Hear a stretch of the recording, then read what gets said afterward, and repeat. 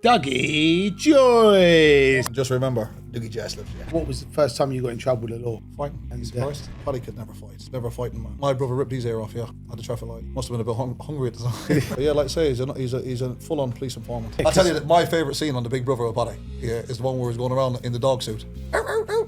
Stay at them hands. They've got a few stories on them anyway. The moral of the story is do not stab Dougie Joyce. One of the best fights I had in my life was Peter Fury. We fought for 2 hours and 11 minutes. I mean, do you want to run through the Joyce family and the association with the Gooch gang in Manchester? Let's say I met John, met him in jail, Douglas Doherty. He's wanting to fight me again. Every time he comes into Manchester and sees that Manchester sign, yes. She not for you. Yeah, not for you. If it wasn't for Paul Massey, my brother would still be in jail. Like, where are you, Dougie? Yeah. Like, I'm testing the whiskey, babe. I've just flipped the poker table up on top of him. That was him done. He didn't realise he was going to get the Dougie Joyce experience. Do you sort of feel a little bit like that guy in The Sopranos? Every time I can't get out, they pull me back in.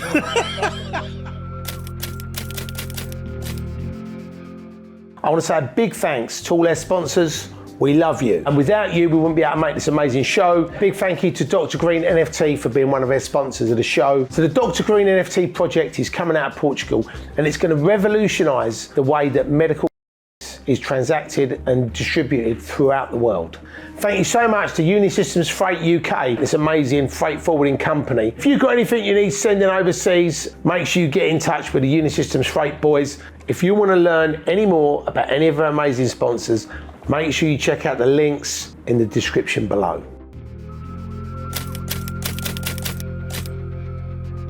Welcome back to the Criminal Connection podcast. Today, we've got a Manchester legend. He is an undefeated bare-knuckle boxing champion. Please put your hands together for Dougie Joyce. One and only. Woo! Nice to meet you again, Terry. I just want to say, Terry Stone loves you. And Terry, just remember, Dougie Joyce always loves you too. But no, thanks for coming on, Dougie. Yeah, of course. We've been friends for a while, but I just think your story is remarkable.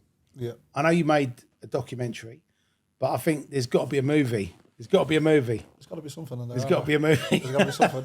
Well, I'm sure you're the man for that there, Terry. Pull a few strings. So, just really going right back, because a lot of the listeners and viewers will know who Dougie Joyce is. Yeah. For those that don't, it'd be great to literally just delve into, when you grew up, where you grew up, and what your childhood was like.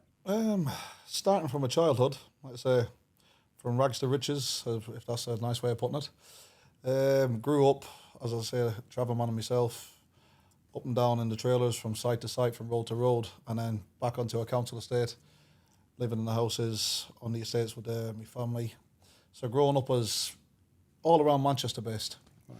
So originally, I've always, my full family, my father's family, all from Longside, the Anson estate, Brinton Road, number 54. Jesus, man, let's bring back some memories.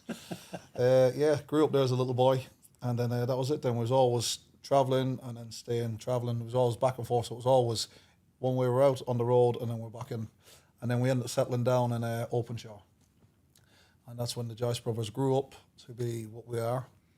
So when did you start actually fighting? Because one of my pals, Les Stevens, who used to run Palmer Star Boxing Club. Yeah. And when I went down there when I was a kid to box, there was literally, I went when I was about 16, but there was like 4 and 5 year old kids being put in that ring and then bashing the fuck out of each other. Was that your experience? That's the way we learned. Me growing up, I'd be, say, on a site, up on the side of the road, doesn't matter where it is, get out there and fight. Do you know what I mean? It was brought up like, no fear. Unless you want to go back to the trailer and get a wrap of a broomstick on top of your head. Was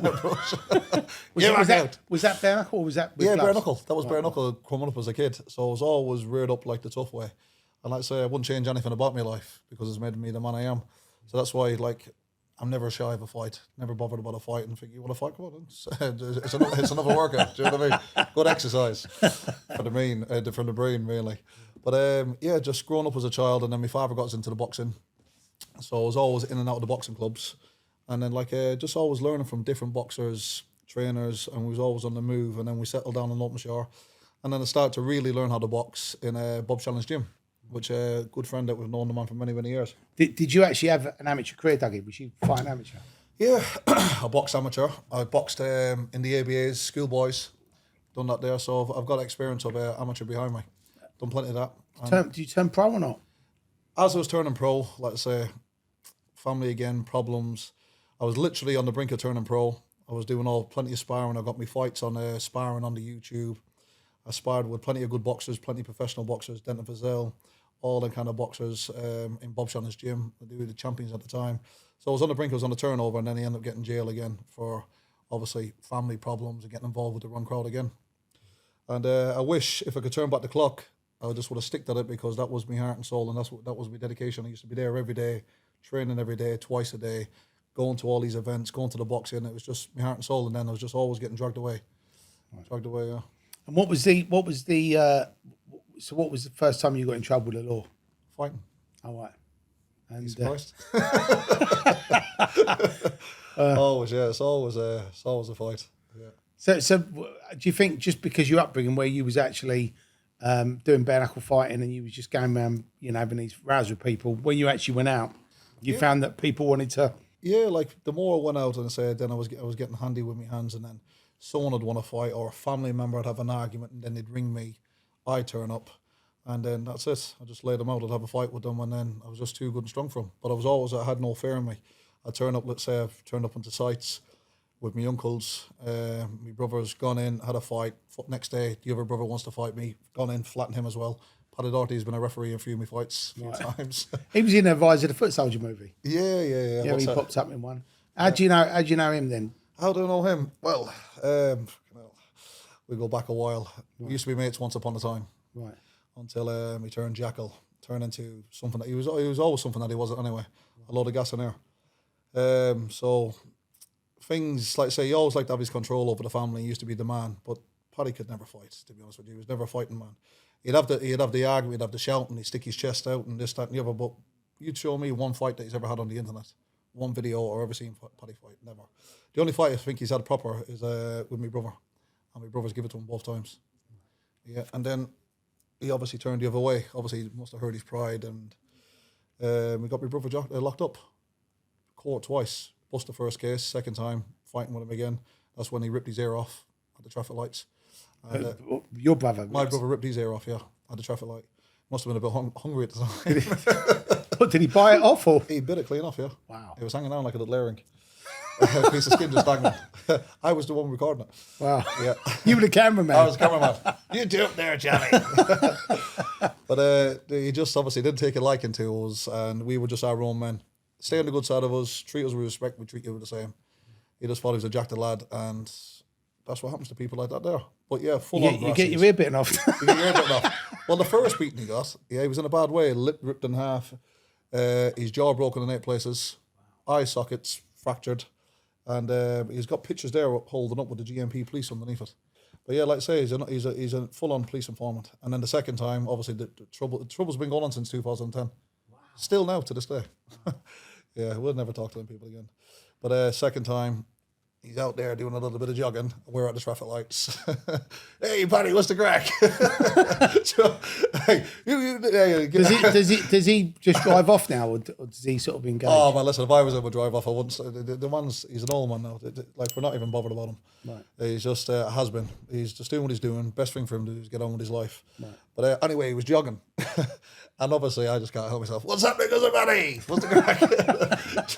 You dirty bastard. You did this. I can't hear you. Come over here. Come a bit closer. He come a bit closer, and that's when he got debating it. And then they were both fighting, both ended up on the floor, and then my brother ripped his ear off.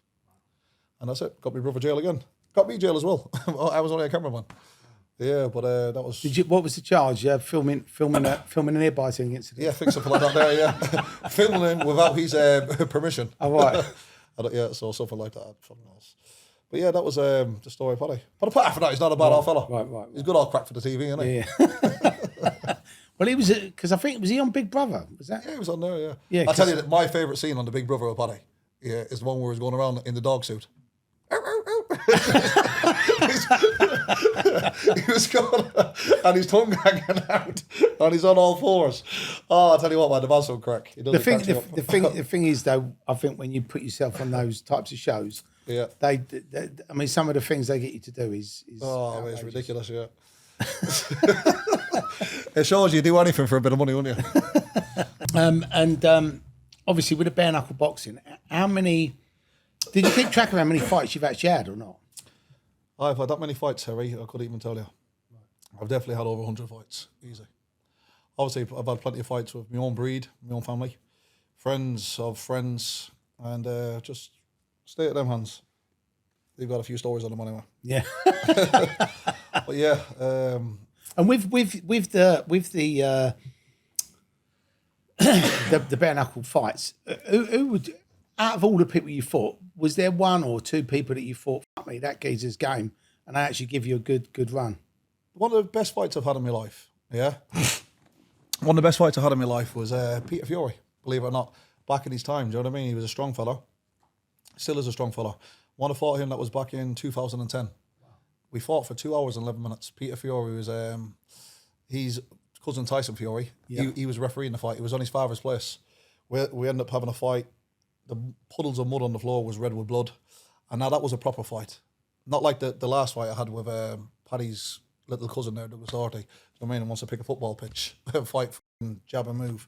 This was a close, banging fight, knocking the snot of blood out of each other. Wow. Yeah. So 2 hours and 10 minutes? Yeah, that's a proper fight. How'd you fight for that long? I don't know. It's either the heart, the fitness, so it just won't give in. Wow. But yeah, we both had a good fight, and we got at the end of it, we ended up shaking hands and called it a draw. How'd you even train for something like that? I don't know. It's just in you. Like, you just keep yourself fit all year round. I mean, is it a bit like being a pro boxer, or is there any different things you do? Like someone said to me, a martial arts guy said, and this sounds mad, but he said that he gets his students like punching trees to toughen all the hands up. No, I don't punch trees and all that. Like, you rather punch people. Yeah, I'd rather punch people. Yeah. Definitely. Try and keep whatever I got left of the house. Right. But yeah, that day, that was a proper fight. That was probably one of the best fights I've had in my life. I've had loads of good fights, loads of good knockouts, and fights to like talk about. But I'm on about like for a nitty gritty, full on sweaty, bloody fight. Is there video footage of that online? There is a video, yeah, but obviously respect on both sides. They won't release it. That's fair enough. But yeah, the thing is, obviously they've got the video, and it was plenty of them recorded on the day, and I'm not even bothered if they wanted to put it out. They could put it out. No, the only reason it was a great video. The only reason it would be a great video. The only reason I think people would pay to watch that. I mean, definitely. 2 hours and 10 minutes. Well, it's a movie in itself. Whoever's got it there, I think they're saving it up now to see how far they get and what it's worth. And obviously, your family. There's. I mean, do you want to run through?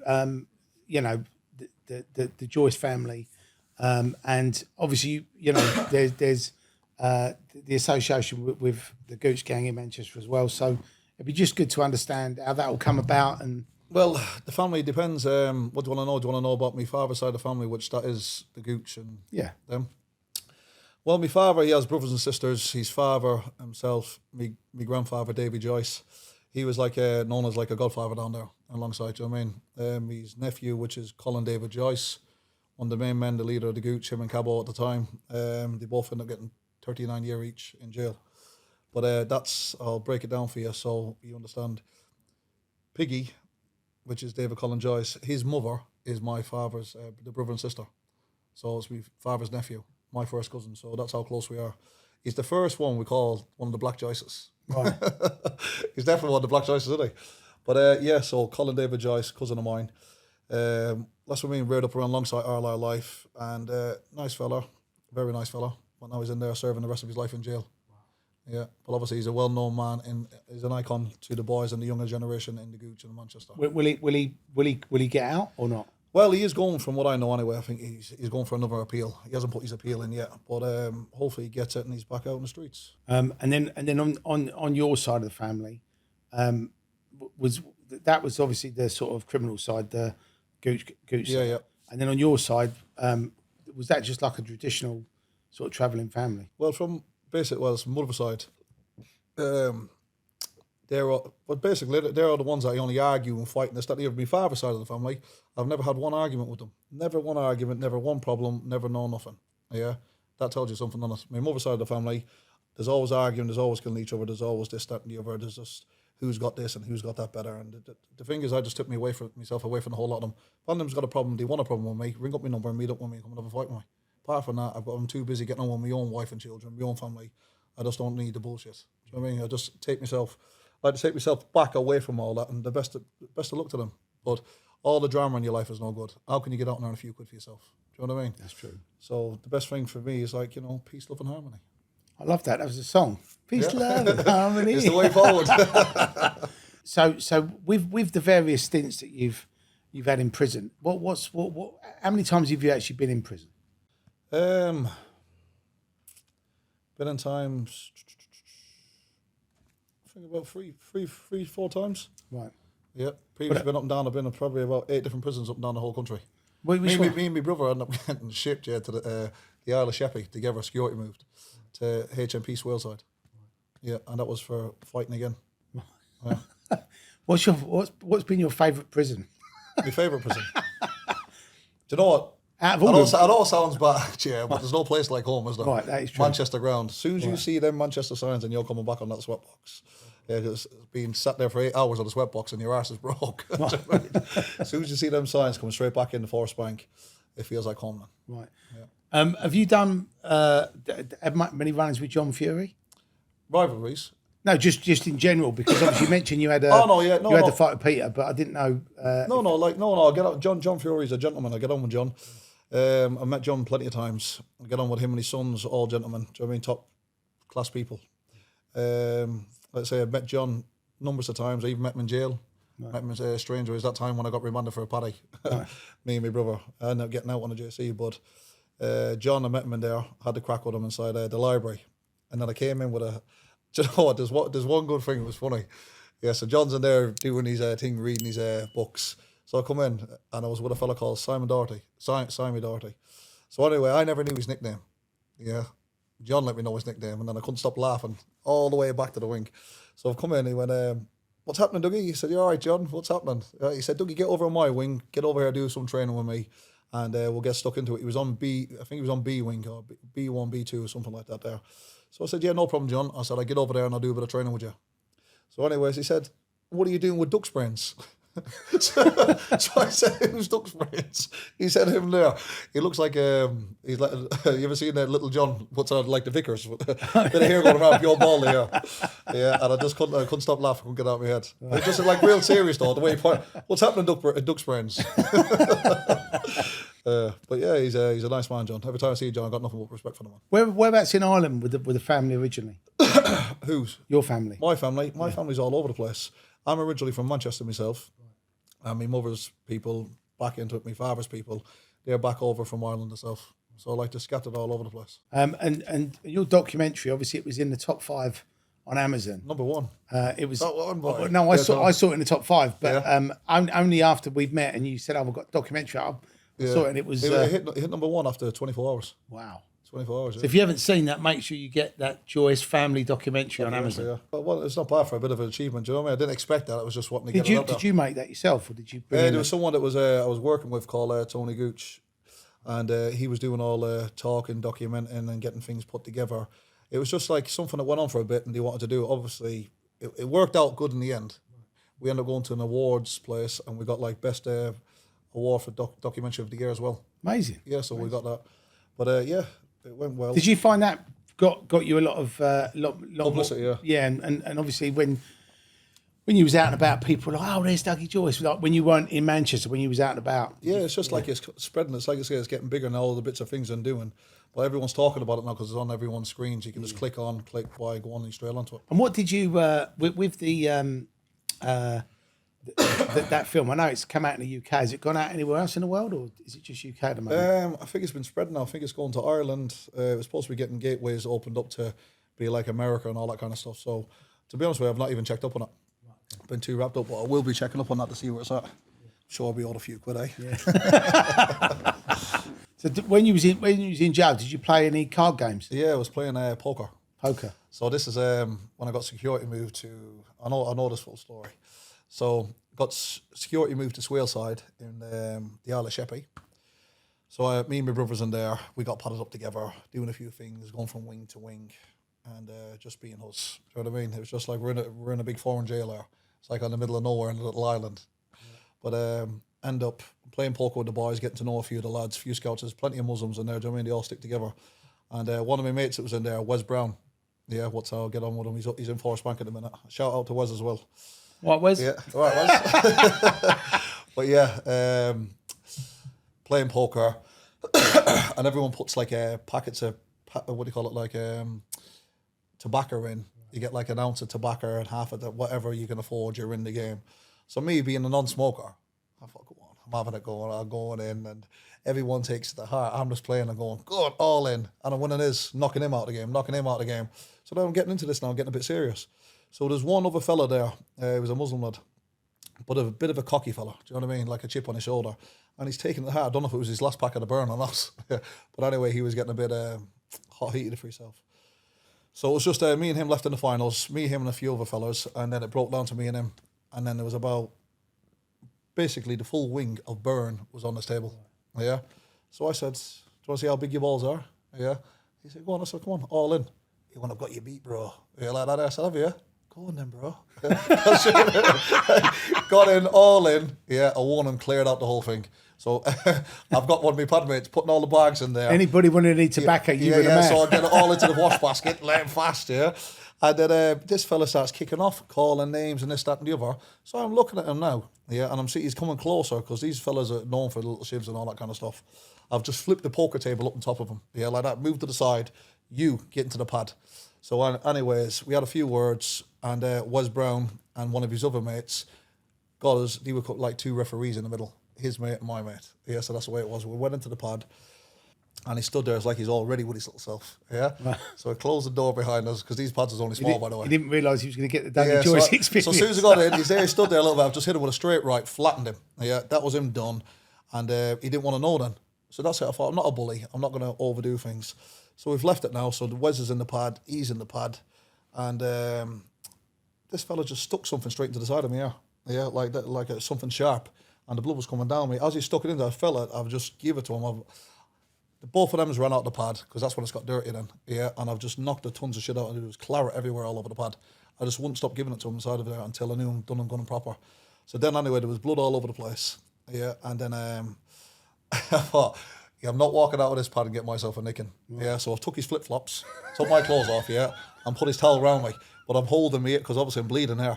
Yeah, so I've got the towel on here, walking with the flip flops to the shower like this. So, anyways, cut a story short, this fella was in a bad way. Right. So his mates had to go and help him to go and clean up the pad and everything. So one day goes past, 2, 3. The screw goes, why are you not coming out for your food? But obviously this fella had a pair of lips on him like this. Yeah. So when they come, he said, what's up with you? Yeah. He said, what's up with your lips? I said, have you been in an altercation? You've been fighting? He said, no, I'm allergic to nuts, bro.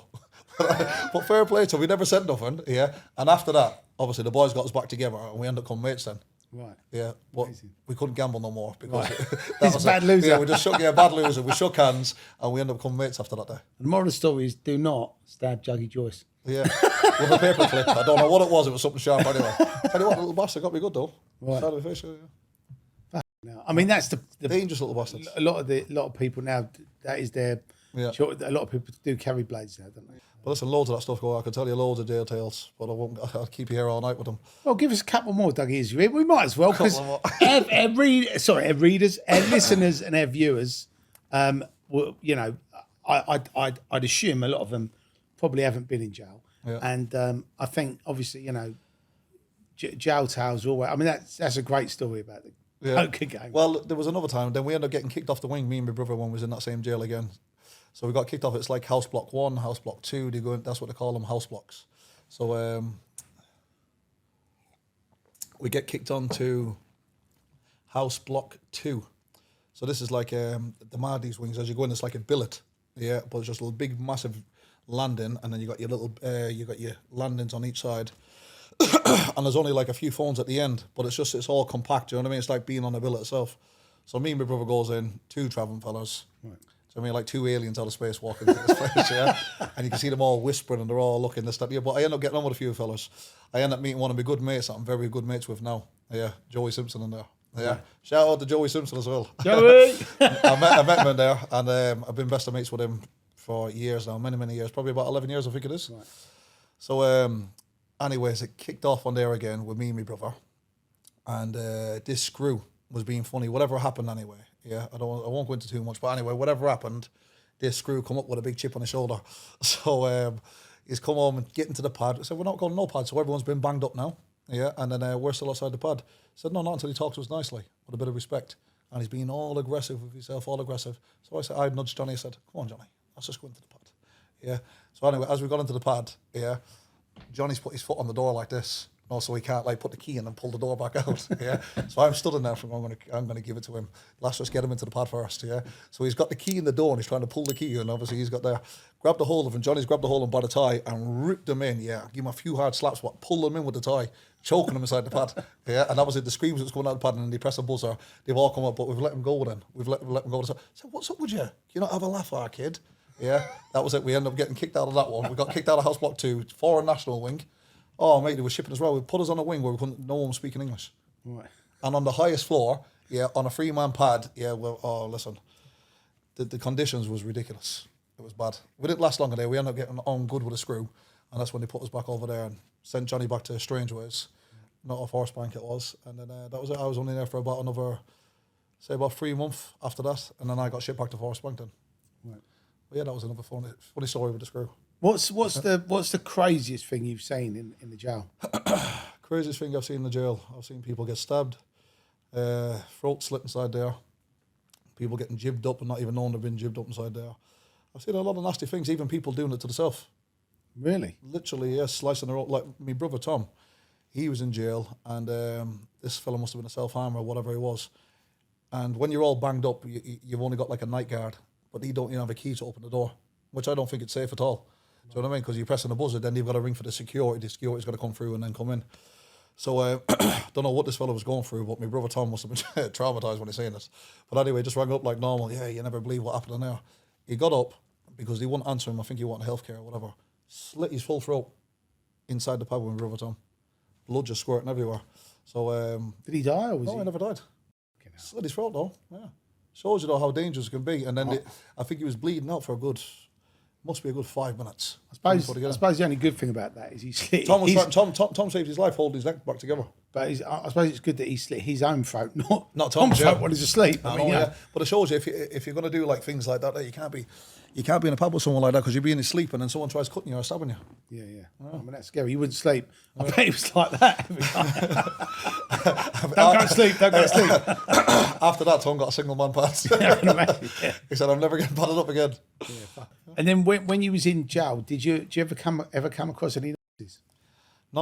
No, I'll tell you what happened. I was in a HMP all course. So me being on there on the number ones, like with the surgery, cleaning, all that kind of stuff. There's a group of us, so we get to stay out having a game of snooker, doing what we're doing. Is that because you got privileges? Yeah, we got the privileges. Yeah, we're like advanced. It's a bit like Goodfellas. You can do your own food. Yeah. Yeah. Well, basically, yeah. Once I was in there, I'll tell you another story in a minute. I feel like you maybe remember something else. But these nurses used to go out at 5 a.m. Yeah. And this is how mad it is in the jail. He was on the same wing because the induction when we were on, everyone's got to come through there. Because the reason I asked, because someone was talking to me about this the other day, and they said normally they have like a wing. They can't keep all together. But that's where people go on for protection. So if they're in debt or they've done something wrong or they're in for the wrong reason, they put themselves in protection. And when they go on protection, they're on the swing with a load of legit nutters. So on our wing, they'd be set up. We don't get to see them or speak to them. 5 o'clock in the morning, they're out. Our doors get open at 7. So they're 2 hours ahead. And then they come back in, I think, about 8 o'clock, 9 o'clock. And then we've got to stand behind the door, de-lock it, and then let them in for their own safety. That's the way they'd always protect them, keep them safe. But the dancers will be doing the food. Yeah, the dancers will be doing all your laundry. They're locked away on their own little building things. And obviously all your bedding, all your sheets and everything's getting washed and all that there. The dancers are doing it all. So I suppose you have to be nice. Even the dancers are in the kitchen, I'm telling you. It's just, I'm telling you, listen, the system is it's corrupt. And the way they do it, they show them more privileges than a normal prisoner. So no wonder the prisoners get upset with them and give it to them. They're going to give it to them anyway. Yeah, because I know there was I read a story about and I don't know if it was a newspaper, it was in a book, but there was a thing where people used to they get points for doing stuff to the Nazis. So yeah, they'd actually and they wouldn't mind actually getting in trouble because they wanted to. Well, mainly that's like the fellas that's got nothing to lose or like smackheads in there. Do you know what I mean? To do something for a spice of shit. Do you know what I mean? Because they do like the sheets now, paper with a bit of spice. you can get things done to anybody in there for what? A couple of smokes or anything. So yeah, bit of spice to do anything inside that jail. I mean, that's that stuff. I mean, I've never ever understood why anybody would want to take it. But Do you know what? it's fucking crazy. When we're bored inside the jail, and you see these, they're wanting it, do you know what I mean? And they're like a proper addict dying for it. So like, obviously, I know a few of the lads that they'll be doing what they're doing inside there. And they go, what's this? They want to have a laugh, lads. So they'll give it to them, they'll give them like a big giant load of spice inside of it. And then obviously some of these fellas, by the way, like they pass out, they get sick and they shit themselves and everything. So when they give it to them, they start taking like a weird like kind of fit, and they'll be holding onto the railings like they're going to fall off the end of the Titanic. Right. Do you know what I mean? They go all weird, and you see someone turn into a chicken. I'm telling you, listen, it's fucking bad. Because somebody sent me a video, and this must have been about when it first came out. This thing where it was, they said this is fucked up, and it was actually in a jail cell where somebody was doing that. Yeah. And I think they must have had some of that, whether it's spice. Yeah, they do. Like it does. It fucks them up. Do you know what I mean? It kills a lot of people as well. Right. It's a nasty drug, and people just get it on a piece of paper and they spray it on, send it in, and then that's it. Smoking a piece of paper. Terry, listen, it's mad. I'm telling you the things that happens in them jails these days now. Wow. Yeah, it's madness. Is it because someone said to me also that there's like in the old days it was proper like prison time, but now you've obviously got PlayStations, there's TVs. No, it's not even jail. Like when I was in there, like it was just PlayStation. You got your PlayStation there, your DVD player. Do you know what I mean? You just get all your home comforts in.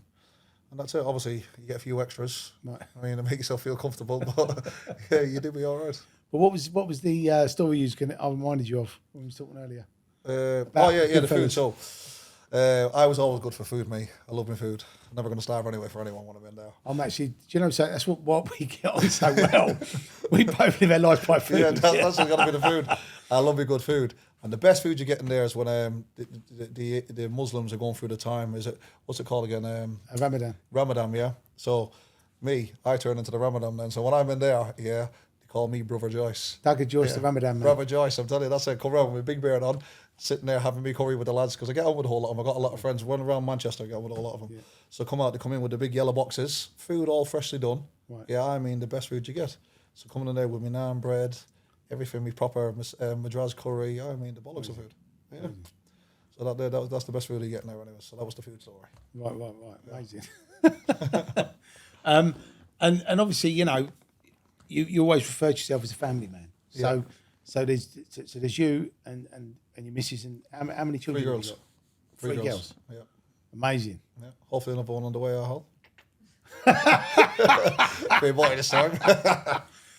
It's funny because when I had my children, I always wanted to have a boy, and we were blessed with a boy. But then when I actually had a girl, it's weird because the girls love the dads. The love that you get from your daughters, like I never experienced it because I've got 4 sons myself. Right. Yeah, I don't get to see them at the moment. Right. But obviously the door's always open for them. If I ever do get to see them again, I love my little boys. I've done everything in the world that I can for them. Yeah. So you got 7 in total? Yeah. Wow. Yeah. So like I say, I don't get to see them, and I'm always here for them, no matter what. So whatever stories they'll hear, whatever stories they won't, I'm thinking, I don't know how to approach my father. They're at that age now. Do you know what I mean? My oldest is coming 13 years of age. He's going to be a teenager in January. Right. So like I say, I just want them to always know that I love them. I'm always there for them, and no matter what, the door's always open for them, and I'll never give up on them. Never turn me back. If you have one more girl, then you got 4 and 4. Yeah, 4 and 4. Yeah. I reckon it'll be a boy this time. Yeah. I don't mind if it's another girl though. Yeah. Girls and boys, I mean, I love my little girls. My little girls is latched onto me. I love them. My Oceana is just something else. She's just daddy through and through. Forget about the mommy, daddy. Yeah. So we'll see what Louisiana's like. Yeah. She'll be daddy's girl as well. Yeah. So how old's your youngest? My youngest is 6 weeks now. Is it Ollie? Yeah, 6 weeks. Wow, 6 weeks. Yeah, 6 weeks. Yeah. 6 weeks. Do you know something?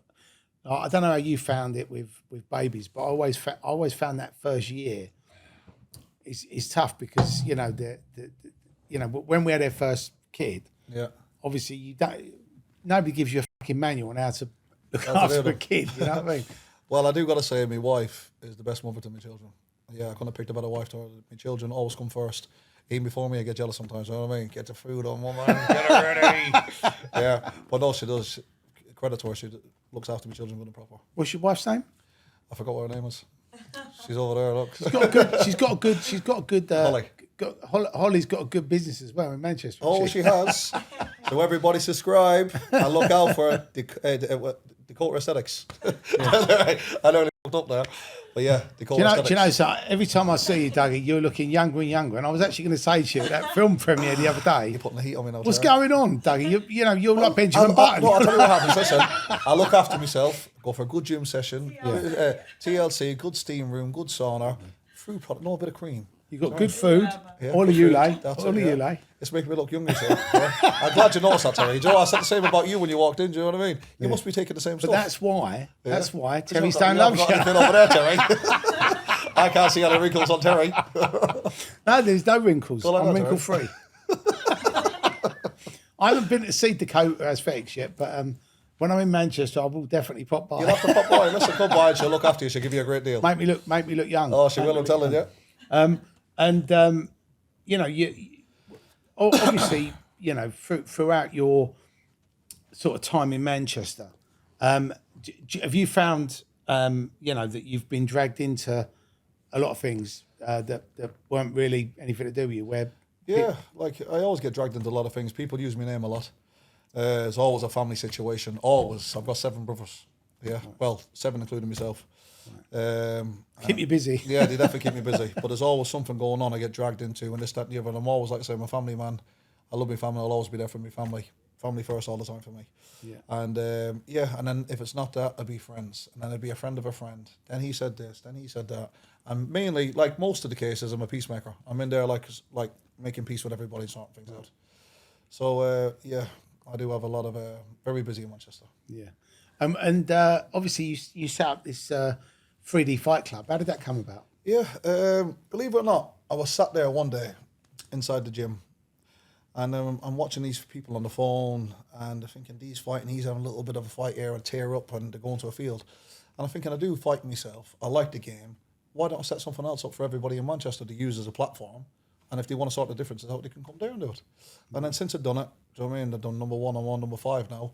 It's just growing. It's getting bigger and bigger as it's going. And believe it or not, it's turned out a great success. So just for people that are listening or watching, it's in like an octagon, right? An octagon, yeah. And it's bare knuckle. Bare knuckle.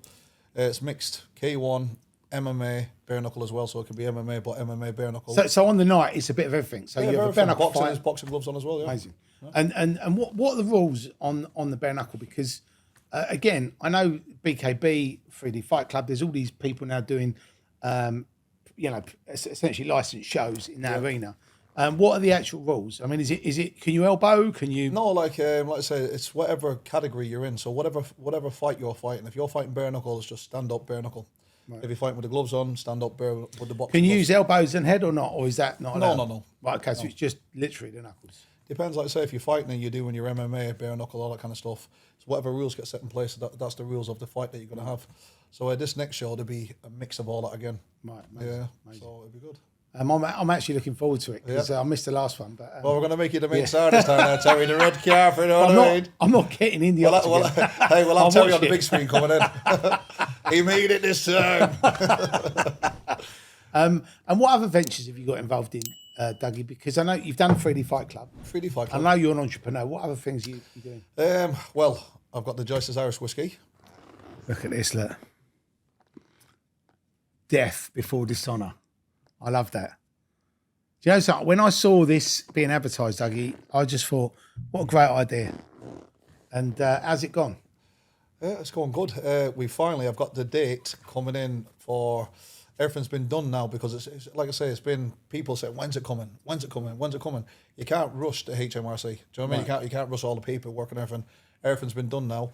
So I reckon I'd say I'm waiting for not for the launch of that. I'm waiting for the launch of the whiskey to be launched. Right. So we're looking for a place. I don't want to give out too many things at the minute where it's going to be, but if we get it over the line, I'll be happy with that. But the whiskey is more or less here now. That's it. So amazing. So where did that come from?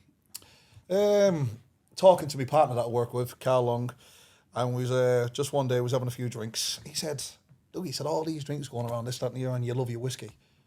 Why don't you make a whiskey of your own self? Right. I said, Carl, I think you're onto something.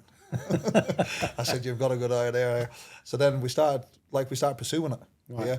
And then obviously I was looking into a few things and looking at this, and obviously my back name, Joyce, is a massive name over here in England and also over in Ireland. There's even a place called Joyce Country over in Ireland. So it's a no-brainer, and put things together, done a few phone calls, and that's it then. Now we've got a load of stock that's waiting to come over, which hopefully should be here by, I'd say, Monday. Where is it actually It's in the dock as we speak. No, but where's it made? Where do you actually make it? The same place, the same distillery as Conor McGregor gets his in Dublin. Oh, amazing. Yeah, amazing. same place, yeah. So it's not just like any old whiskey, it's an Irish. It's proper, and it's double Irish. cast as well. Amazing. It's not single cast, it's double cast. Well, it's funny because I've literally similar conversation. Yeah. One of my good pals, who I do a few things with, mentioned to me about doing a drinks brand, and we did a vodka brand. Well, tell the truth now, you got the idea for me, didn't you, Terry? No, I didn't. I done a whiskey. I started before you. But it's funny. You know what I like about it? What's all the different colours with the bottles as well. Yeah. But you know what's interesting? Like, you know, I like you, right? I've people have their drinks, go-to drinks. I've always been a rum man. Yeah. Right? So I would have been gravitated to a rum. To a rum, yeah. But the thing is, I've never really been a vodka fan, and I've always likened it to drinking paint stripper. Yeah. And the only vodka that I've drunk is normally Belvedere or Grey Goose. Yeah. And then my mate said to me, he said, look, I've got this vodka, and he said it is on that level. He said, I'll just try it, right? And he had these 3 samples. One was normal vodka, one was blue raspberry, one was pink apple. And I tried it, and I was like, the pink apple tastes like a kid's drink, so you're going to get in trouble with that. You just keep drinking it. And the blue raspberry. So for me, the actual standard vodka is not for me, but I like the sort of flavoured vodkas. So I got into that, and again, like the work that goes into it, and for anybody who's thinking of opening up a company and doing their own drinks brand, it's a lot of hard work. It's not easy. It's a lot of I paperwork. didn't realise how hard it was until I got into it, and still, I'm still going now. But you know what? When you get to the end, and you actually physically start getting it out worth there, it. I can't wait to do the launch. The launch is going to be happening very soon. Like I say, we're waiting for the date now, so it's there, ready, everything signed off. I'm just waiting for the date, the launch. Obviously, you'll be a guest there, Terry. I'll be coming, mate. I'll be trying it. You'll be trying the whiskey. But the thing is, I am a heathen when it comes to whiskey. Lots of purists drink it either neat or on the rocks. I like it with Coke or ginger ale. I promise you, I'm the same, but I can promise you, this here, that's the whiskey I can drink straight. Right. With a few blocks of ice on it, drink it straight, because you get ones that'll burn your throat and you say, ooh, it tastes like petrol in your mouth. Right. That there has got a mix in it. The only whiskey that I've had that I actually really like is Macallan. But you'd like whiskey, right? Do you drink Macallan? Do you know one of my favourite whiskey drinks? Yeah, it's Johnny Walker's Blue Label. Right, okay. That's popular as well. Yeah, it's got a beautiful taste to it, and it's just got that nice strong taste to it. And that was my favourite drink until that come along. So basically, your whiskey, Joyce's Irish whiskey, right? It's like Johnny Walker, but better. Yep, 100%. Right, wicked. Like I say, I went through a lot of testing. Yeah, a lot of testing. And is that what you told the missus? Like, where are you, Dougie? Like, I'm testing the whiskey, babe. she's on the FaceTime to me. Said, "Are you all right, you?" Yeah, man, I'm all right. Yeah, like that. There. I said, "Yeah, I'm just doing a bit of testing. I've already gone through about 6 already." Yeah. So I think it went through about 20 tastes to get the right one. Right. I said, "That one." I said, "That's the one." Can you drink? Can I drink? Yeah, I can drink. Right, yeah, because I've always find, like, if I'm sort of on a fitness thing, and I drink, I always find it sort of knocks me back a day or two. But do you just take it? I can drink that whiskey, no problem. Right. Yeah. Part of your exercise regime. Well, definitely. Yeah, part of the exercise. I think it runs in the breeders of a whole lot of us. Right. But yeah, it's a smooth taste. When you taste it, Terry, you'll have your own opinion on it. Yeah, I can't. And I can't wait to taste your vodka as well. Yeah, no, well, we'll have an NE10 and the Joyce's Irish whiskey. we have a testing day. Yeah, testing day. Yeah. A night. You know what's happening. You know, with I mean, obviously you've got the documentary out. Surely there's got to be a book in the works, no? Well, I've been asked a few times off different offers to do books, but I just never got round the time because I've never had. You know, it's like Terry, your own self. You find it hard to have time for yourself. 1 minute you're here, you're there, and then you're getting pulled to do another thing in a different project. But yeah, it will be out there for doing a book. I think probably a few more years yet. Right. Every year I'm doing, there's always something even coming. How old are you now? 35 now. 35. So yes, so you've got Plenty of years, yeah. I mean, I'm 52, so I think I might. Listen, we'll get it penciled in. When I'm 50, on my 50th birthday, we'll start. Right, we'll I'm do sure it. I'll have a story then. I can tell you some stories. Jesus. As you're an undefeated bare knuckle fighter, have you got any more fights lined up, Dougie? Well, I'm getting call-outs right, left and centre, aren't I? I'd say a few people, especially this fella that's obviously got a thing about me, Douglas Doherty.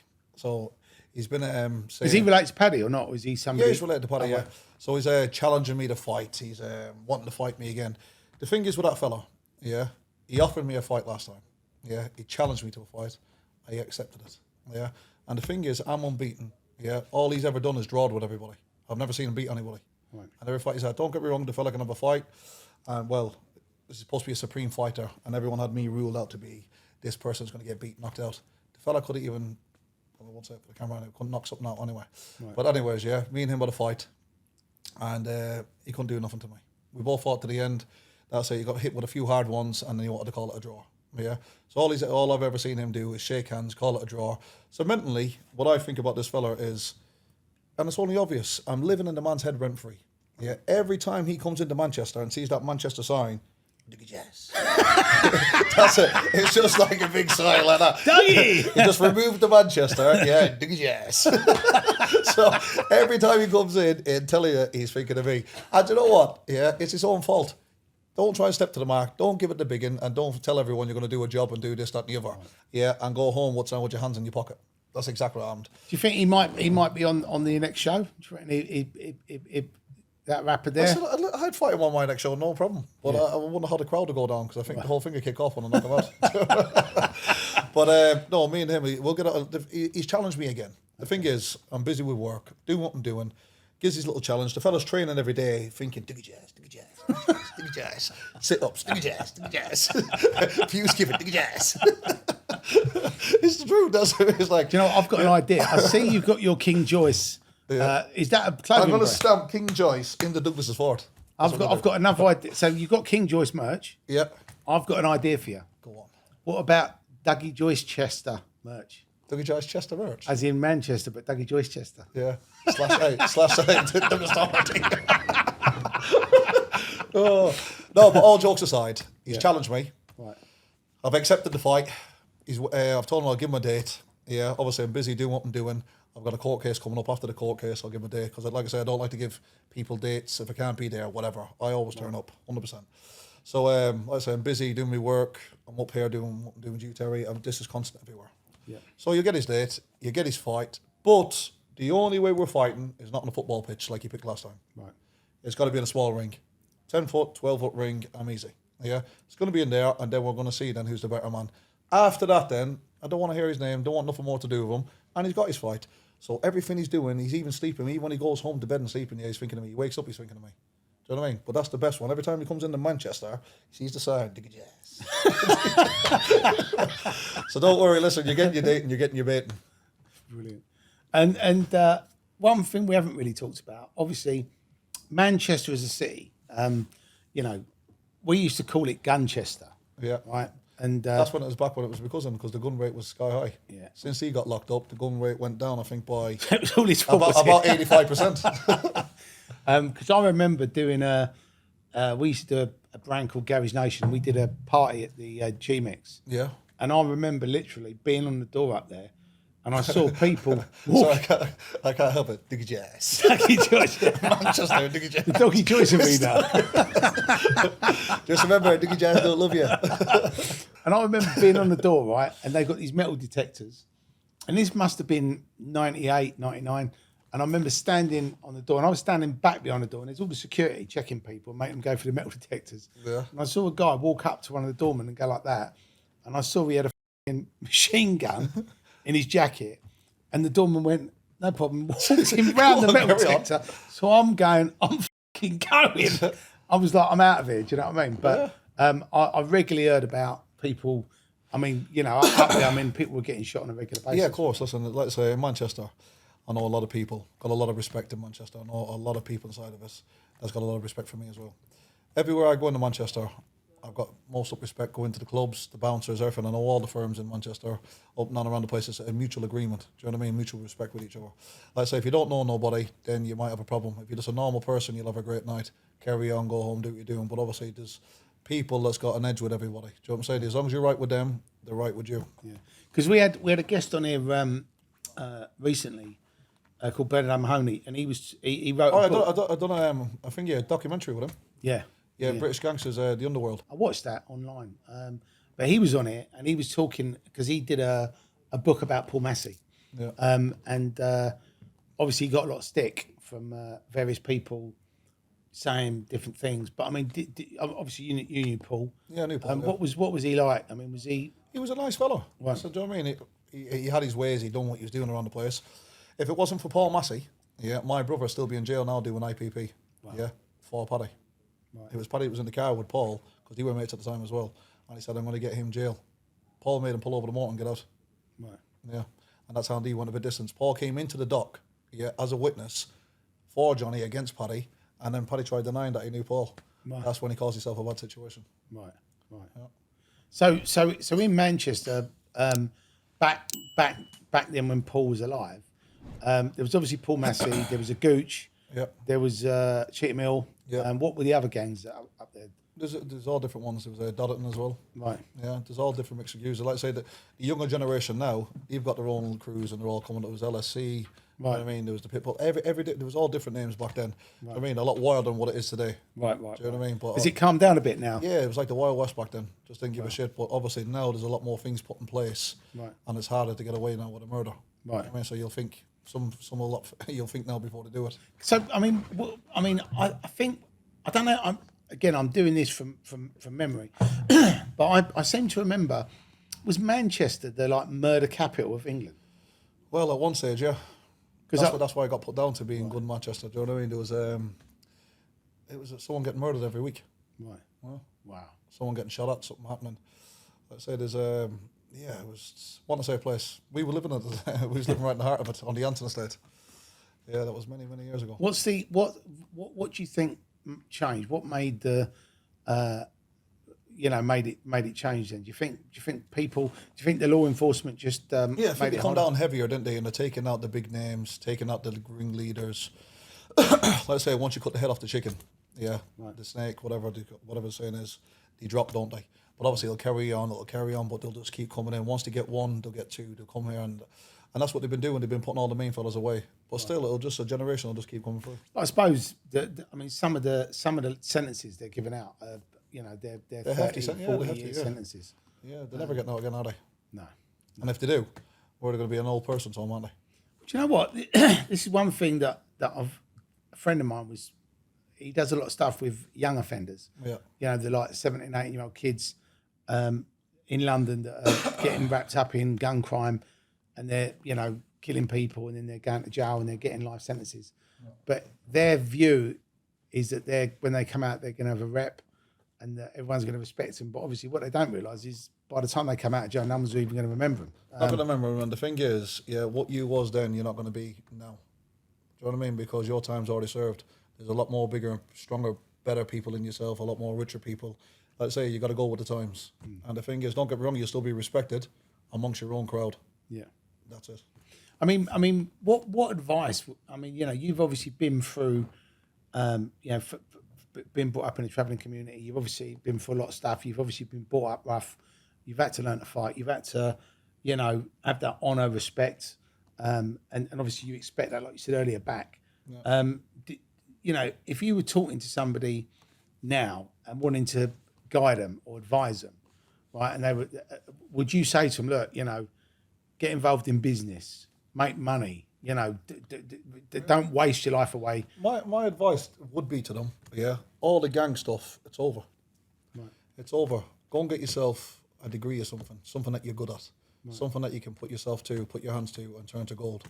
Yeah, like I say, me, I'm a trier, and I'll keep trying until that one clicks in, and then that one shoots straight to the top. The thing is, never stop trying. Once you stop trying, you'll never get there.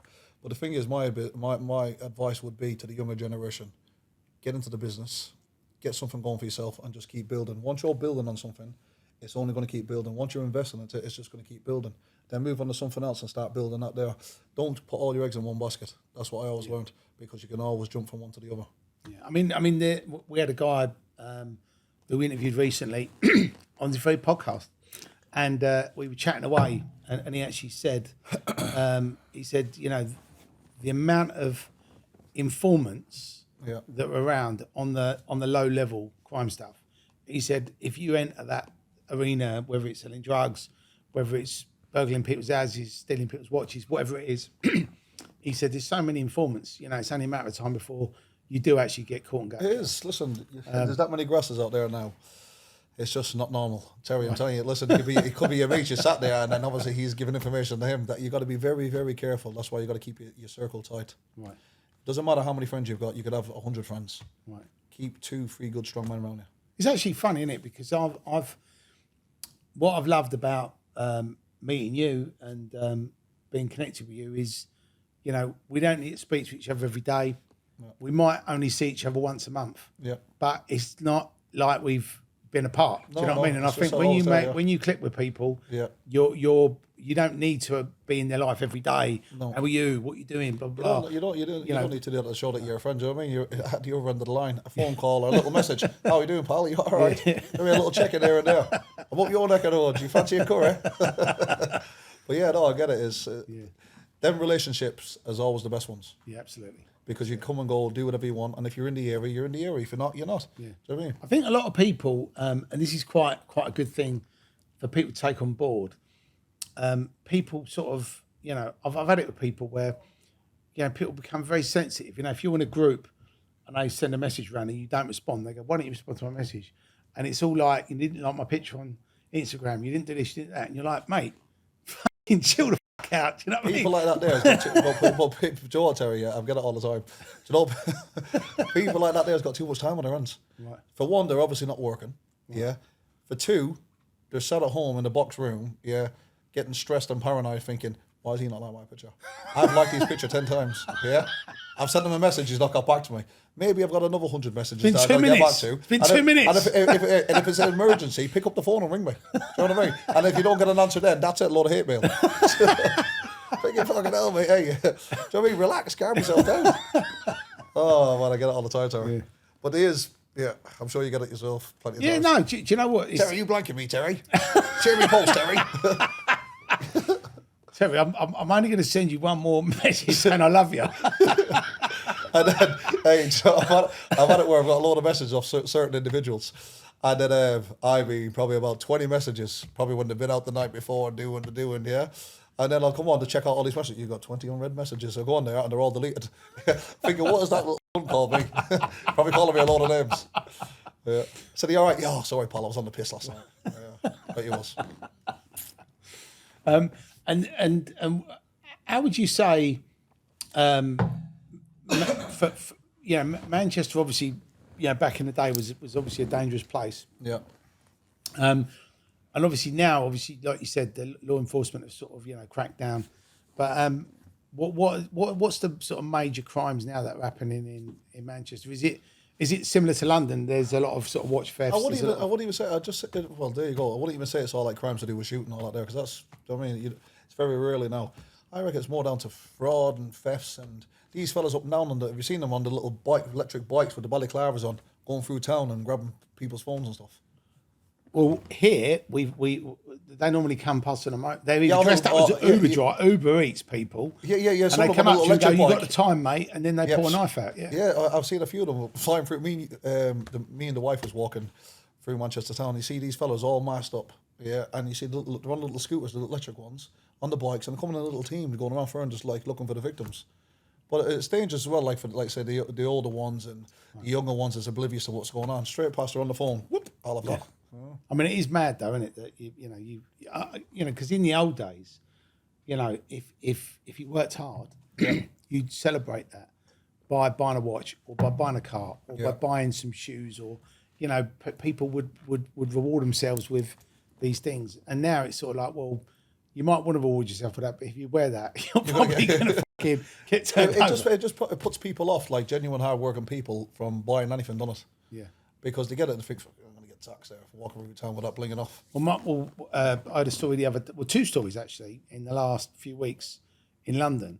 There was a guy driving through Knightsbridge in a Ferrari with the roof off, and he had a watch on, and he was driving down the road, and his moped come up the side of him with a machete and just went, and then took his watch, and chopped his hand off. And he was like, if you'd have asked, I'd have given you the fucking watch. It's insured. Yeah. They just chopped him, and he actually lost his fucking arm. And that was one. And then another guy went to, there's a gym in Knightsbridge. He went into the gym. Someone's obviously seen he's got a nice watch on. Yeah. And then waited for him. When he's come out, shot him in the leg and took his watch. I mean, it is fucking insane. I don't know. For a watch, what are you going to get for a rubber watch? Do you know what I mean? For one, you're losing half of the value of it. Right. Yeah, straight away. You can't go and take it into any jewellers because it's going to flog back upwards that it's robbed. Yeah. And then they're just going to go and look for, a couple of grand here and there. Was it really worth it? No. Look at the jail you're going to get over it. Yeah. You need to go and get a job, mate. Yeah. They learn more money on I just hope that these people that are doing it do it to the wrong person, because they seem to have a little bit of luck doing it to people that haven't, But I'm sort of waiting for the day when they do it to the wrong person. Terry, like that. Hey, his leather jacket on, I saw it off that. Hey, what do you want my watch here? You don't want this, you want this. Yeah. You won't be long-skinned enough and white. I think you'd be safe in that counter, Zach. Yeah, definitely. And obviously, you've travelled around a bit, up and down the country. Where would you say, if you was to sort of if you've got any stories where you've gotten any scrapes, or give us one of your crazy Manchester stories, Dougie. You must have one or two. I've got a few inside that town. I've got a few scars to prove them as well, especially one from an incident with the wife. Right. So the one with the incident and the wife, won't say where it was like, right. But anyways, it was in a nightclub. It was in Brighton, wasn't it? Yeah, it was in Brighton. Yeah, that's it, Brighton. Yeah, beautiful place, beautiful. So, anyways, I'm in there with a few of the boys. We're all out in couples with our wives, and anyways, I walk over to the table, give my wife her a drink. The boys are still at the bar. So I look at my wife and say, "What's up with you?" She's like that there. Him there, he keeps obviously trying to call us over and this, that and the other, and I've told him to off. Yeah. So anyways, I've looked at him. Yeah. Just give him the eyes, like, she's with me. I'll do it again. Yeah. That's it. Don't do it again. So she not for you. Yeah, not for you. Like, back off. So anyways, I walk back to the bar to go and get some more drinks. So the cheeky is tried it again, ain't he? Like, pointing over to my wife, come over here with us. What part of fuck off don't you understand? Yeah. Well, she's told him, fuck off. Do you know what I mean? Blit into his face, fuck off. So obviously that must have wanted to think, no, I'm the man here. Yeah, so whatever he's thinking, I don't know. So I've come walking back over, and then the wife's told me. So she's told me, I've walked straight over, and I had to ID him. I got a few drinks in me. I said, was it him? Yeah, it was him. I've hit him full on flush. Yeah, bang, knocked him out. As I've done that, 3 tables. I'm out telling each table, all stood up. I went, got me watch on. Yeah, like that there. I've gone, ooh, yes. I thought, now here's a nice. I thought, here's a nice situation. You've got me in now. I thought, you're dead after here. Got the watch off, got it, and I mean, stuck in. But they were all dropping like flies, giving it to them. I got a wrap of a bottle straight off the back of my head. Yeah. By the way, the boys are still at the bar having a drink. Yeah. Think nothing's going on. The wife is like that, piting over, shouting, come over and help them. Do you know what I mean? So obviously I'm stuck in. I've got a wrap of a bottle off the back of my head, split the back of my head open. I'm not even known. I just felt like it was just wet. That's the way it felt, because it was a big bottle off my head. So anyway, I'm giving it to them, dropping them, banging them. They're dropping like flies. So it's still coming. Do you know what I mean? Like, boys, come on, what's going on carry here? On film. Yeah, so yeah, that's what it was. It was like a Wild West. So then the boys has come running over. Dee was there at the time, yeah. And he's come over. My wife threw a glass, to like protect me, and she's hit him with a glass. Thought, oh, look here, nice one, mate. Yeah. So anyway, he's with us. So he's stuck in. Then obviously all the boys come running over, then got stuck in. Like, I think the fight was going on for a good 2 minutes before they even noticed. I said, like, hello, yeah, I'm here. But yeah, it was a good night, good fight. So her phone goes missing, and running around. We've walked out through the front door. All the police has grabbed us. So I said, what are you doing? I said, they're all bloody nutters in there. Yeah. I'm holding the finger on the back of my head. I said, I'm the victim here. Like that. Oh, right. He said, all right, stand there. So I thought, go you. Yeah. So anyway, back in through the door, me and her, because she's lost her phone.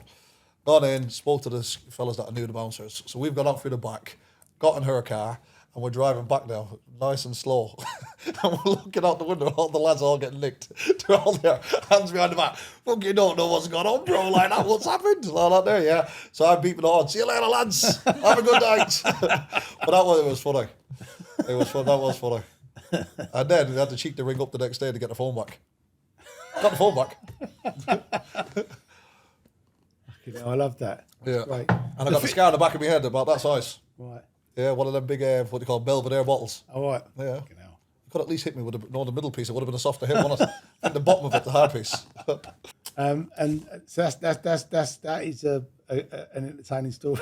Yeah. And it was like the Wild West, though. But you know what? It was funny, though, because as we were outside, all you can hear is bish, bash, boom. I mean, tables going that way, bottles coming over. So I'm looking at the wife thinking, oh, shit, what's happened there? I said, that's what you've caused. I said, are you happy? It's all your fault. Yeah, she got full blame. She got full blame to her. Yeah, and then I went from there, I got a kebab and went home. Right. That was a great night. Yeah. So just to be clear, for anybody who's listening, Yeah, don't be putting them ones on. or watching the podcast, if you see Dougie Joyce's wife out, do not chat her up, do not offer to buy a drink, and if Dougie comes over and gives you that look, fuck off. Because he won't be loving you. He won't be loving Definitely you. not. So talking about, obviously, the Joyce family, and obviously, like you said, everybody knows Joyce's family name, and obviously, you're well respected in the traveller community.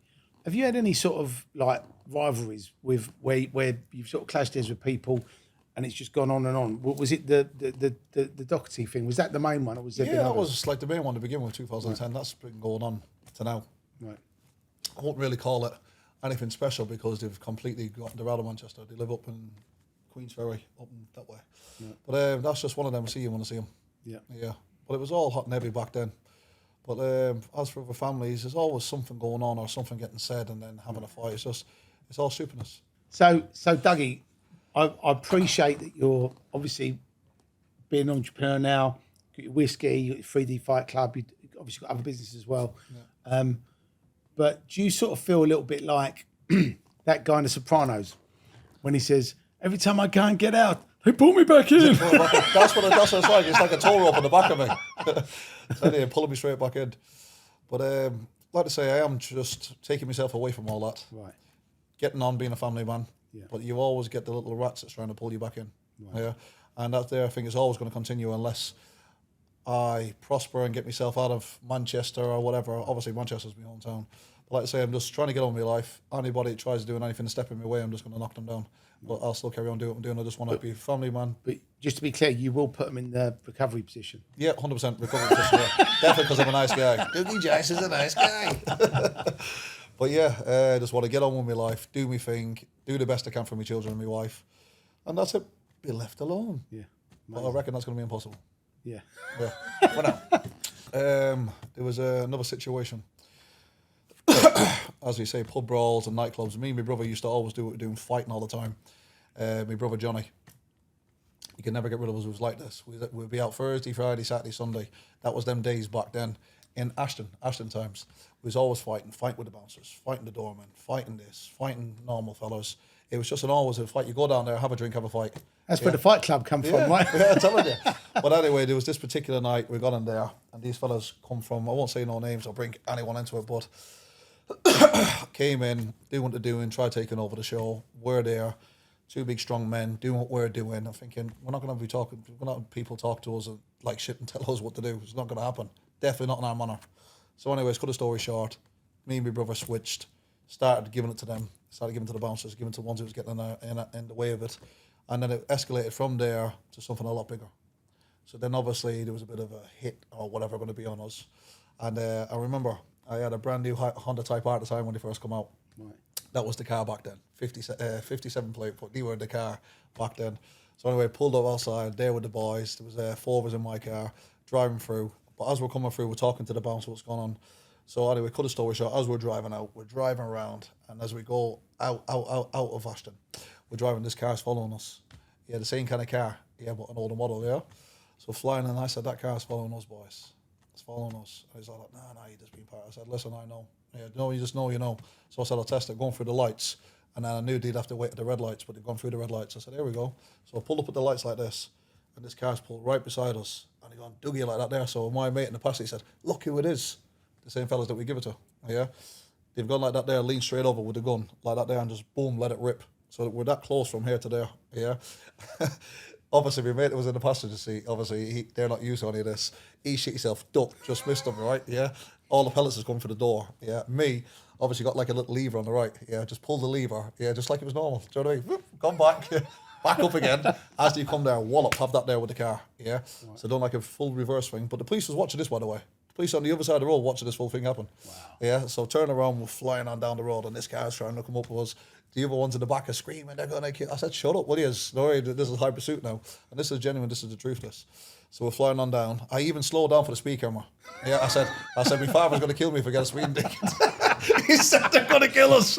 So even when your life's in danger, you're still worried about breaking the law. I slowed down for a speed ticket, yeah, because I had it all in my father's name. I said he's going to kill me. I'm only young at this time. I'm only like, how old was I? I think I was about 19, 20. Right. Do you know what I mean? I was only young, I was only a pup. So anyway, we're flying down. I made a few phone calls to the boys. I had everybody on standby. And as they're pulling out, I said, "Go, keep following me," waving them to follow me, because I want them to follow me to a dead end. If they did, it would have been the end of them. Yeah, and then they got onto it. So I drove myself down to a place, into a dead end, but I had everyone waiting. And then they've got there, boom, and then they went that way. They went. So if they really wanted to do the job, they would have done a job. Well, I was going to do a job on them. Right. Well, anyways, we're all friends now. Yeah, that's good. That's just another story for the books. But yeah, it was funny. It was. And what would you say? I mean, yeah, obviously, you watch a lot of. I know you love your movies. Yeah. And what are your favourite films that you know? If are you sort of, do you like watching the crime movies? I love watching them all. I'm not just saying it because obviously you do it all day with the Rise of the Foot Soldiers, but every one of them's come on from the day one up to now. I love every one of them. Amazing. Every one of them, Terry. And listen, fair play to you. Thank you, Daddy. It's a credit to you. Yeah. Every you. one of your movies, even when she's at home, like, what are you watching all these things for? Because it's not just yours. Like, we all like different know to do with crimes, criminal things, and this, that, the other. You're always watching all this fucking shit. I want to watch a movie. I said, shh. This is Terry's new movie. You can't speak. So then, she went, what is it? Yeah, it was The Heist. Yeah? Oh, yeah, the last I said, time. he's made another one. I said, I'm going to watch this. So then she sat down, she went, oh, it's all right, this. Yeah? I said, I told you it's not that bad, didn't I? Right. And then I've got my other little daughter, Nicole, watching, oh, Dad, I love this. I said, I told you it's a good movie, but that was a good one. Because it was weird to begin with. Because we do struggle in getting a female audience, Dougie, so I appreciate you bringing the girls in. No, listen, trust me, listen, I had a little girl there watching. She's my partner when I watch movies. This one, no, mate, forget about it. What does Holly like watching then? She's not too bad, but all she likes is watching horrors. Right, okay. Oh, yeah. I love stories, yeah. Do you know something? A lot of shit. Do you know something? It's actually quite funny. My missus always says to me, when are you going to make a nice film? Why can't you do like a rom-com? I said, yeah, but you wouldn't like that then, babe. Because everybody likes the action. I'd end up being with another woman and falling in love. And I said, then you wouldn't like that either. So I said, I can't win. I've actually said, stick to the fucking action movies. Yeah, she said, no, she just keep being a gangster. Put that silly wig on and just call people, you know. So. No, but they are like, they are, I mean, definitely top 10 movies. The Rise of the Foot Soldiers, 100%. Thank you. But yeah, I love all them pillars, man. Amazing. Credit to you. Amazing. And I mean, I know they did, they've done quite a few sort of traveller shows. I know they did, Home of the Furies on Netflix. Brilliant. As soon as I put it on, I was watching the full thing all the way through because it's something you can just keep watching. Yeah. But obviously, he's not far from you, Tyson, is he? So you obviously know the family. Yeah, yeah. But I thought that was good. There was obviously Absolutely Ascot. There was the Gypsy Wedding programme. Yeah, yeah. There's been all these different shows, but I can only remember one movie. I think it was called Big Fat Gypsy Gangster or something like that. But it was. Oh yeah, I know you're on about Cardboard Gangsters or something. Whatever. Something like that. And Same kind of actor. I think it had Ricky Grover in it. Is it the one that was recorded over in Ireland? Do you know, I'm not sure, but I remember reading about it. Yeah, I think it might be. Yeah. But I'm actually surprised that there's never been, because obviously in the travelling communities there are, Brent Park. Yeah, Brent Park. Yeah. Yeah. Good mates of mine, yeah. Yeah, and there's I'm surprised there's never been a proper movie made. But you never about know, Terry. You might be onto something. But that's why you might be onto something. That's why I want to speak to Dougie. We've got to try and do it. Because I genuinely think there's so much interest. Because when I grew up, you meet somebody, and the only reason I become friends with the traveller community was because when I went to the boxing club, which was Les Stevens' boxing club, who's now dead, God rest his soul. But I went down there because I wanted to learn to fight. And I walked in the club And I didn't know it was a Travellers Boxing Club. So I walked in and I said, you know, I want to join, blah, blah. And he said, I think you're in the wrong place, mate, right? Because outside there's all these like mobile homes and stuff. Yeah. And I was like, well, it's a boxing club, isn't it? And he went, yeah. He goes, it is. And I said, well, why can't I? He says, because you're a gorger. I said, what's a fucking gorger? And he was like, you mush, right? And I was like, okay, but I just want to learn. I don't mind fighting anyone in here, right? So he sort of laughed. Yeah. And he went, all right, we'll get you in the ring then. And obviously, you know, I got a fucking clump of one of these geezers. And I learnt to box. And I remember like having my first fight. And for a laugh, I went out and bought some Stars and Stripes. Yeah, like the Rocky fucking shorts. And he said, oh, you know, you're on next, right? So I come in with a... Get all ready with yourself. He looked at me and he was like, what are you doing with these shorts, right? And he said, you better not fucking lose, right? Yeah. You can't wear them shorts. And it was actually quite funny because all the travellers were like, yeah, Joe boy, and all that. And when I won, I was all like throwing money at me. Yeah. And I sort of become really good friends with a lot of travellers from there, locally, sort of Bracknell. And then throughout the years, obviously I've become good friends with Alfie Best, good friends with you. And then obviously with all these programmes that have been on television, I think what it's done is it's opened up the travelling community to the world, yep. and I think what the travelling community from my sort of eyes and experiences, it's all about family. It's all about honour. It's all about respect. It's all about doing the right thing. You know, getting married, having your kids, and obviously making money. And a lot of people, you know, back in the day, I suppose it's a little bit like in the 70s when I grew up. You know. If you wasn't English, right, you was like, who's this? You know what I mean? Yeah, and I think where nobody actually sort of explained, you know, everybody was sort of ignorant. But I think what these programs have done, I think it's opened up people's eyes. And that's why I think doing an actual movie, I mean, obviously, I think what would be good is if it was, from my perspective, a travelling gangster movie, right? Because obviously that's what I'd like to make. But I think you've had the weddings, you've had the reality shows, but there's never been one of them. No, but that's why I think, you know, and you could have a lot of real scenes in there. Yeah, like fiction. What we do is whatever way you want to put it. What we do, we make up the stories. Yeah, and we change the names to protect the guilty. That's it. But you know what? You can have a lot of like scenes in there from like, you know, based on a true story. Yeah, but also the other thing is a lot of the things that have gone on. I know that people don't talk about. So to have an inside track into that world.